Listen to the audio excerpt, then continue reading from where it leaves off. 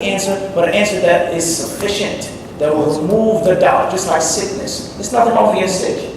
There's nothing wrong with you having this disease and this sickness. The problem is for you to linger for years without curing yourself, without seeking the medicine.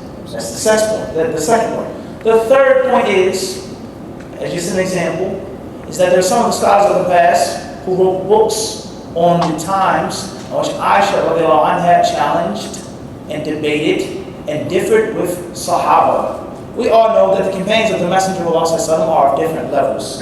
Some of them accept Islam from day one, such as Abu Bakr Siddiq, Khadija, Warq ibn Nawfal, some say Ali ibn Abi Talib, many other narrations. Day one, they were there.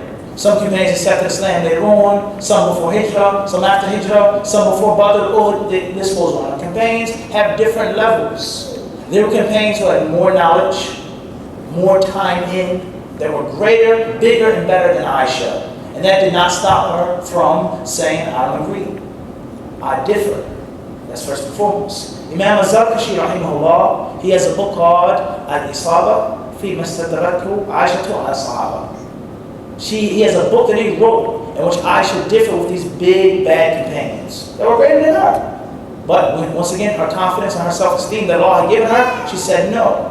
The next and final step is, did Aisha, radiallahu anha, whether this hadith is authentic or inauthentic, did she reject the hadith of the Prophet ﷺ? Did she say Muhammad didn't say this, Muhammad so? She never rejected the hadith of the Rasul ﷺ. That's impossible.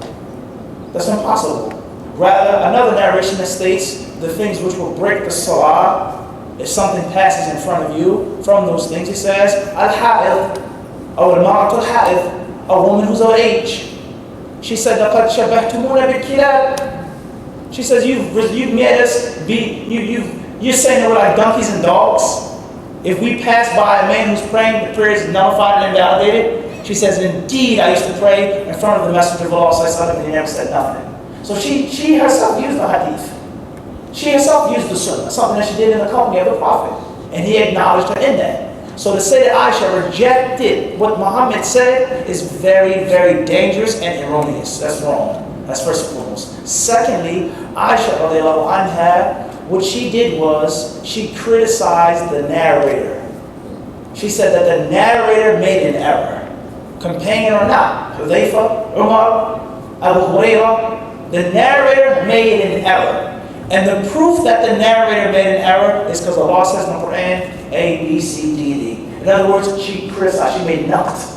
And she based her criticism off of something else firmly established, which was the Quran. She based her criticism off of the hadith in which she used to sit in front of the Prophet when he prayed. So therefore, that is, as the Arabs say, رَأْسَنَا عَلَىٰ عَقِبٍ. That is, we say topsy-turvy, we make something else. It's backwards. It's upside down. So basically, we find fault with our understanding, not with the text. It seems like the text, we can't reconcile two texts because it looked like they contradict one another. We find fault with our intellect, not find fault with the text. There's nothing wrong with that initially. Because the reason why nothing is wrong with it is because you're using what Allah gave you. Allah told you to use your mind. I thought I taught people. Will you not have any sense? First and foremost. Secondly, Aisha, 1400 years ago, or Muslim today, is using a hadith or verse to say that that's problematic. That really doesn't make too much sense because of ABC, and not just because of what I think or what I feel. So there's nothing wrong with finding it problematic. Aisha never rejected what the Prophet said. She rejected what Umar may have said, or Abu Hurairah may have said, or Ibn Abbas radiallahu ta'ala anhuma may have said. She critiqued the narrator and the narration. She did not reject what Muhammad sallallahu alaihi wasallam said. So you can't say that. Last but not least,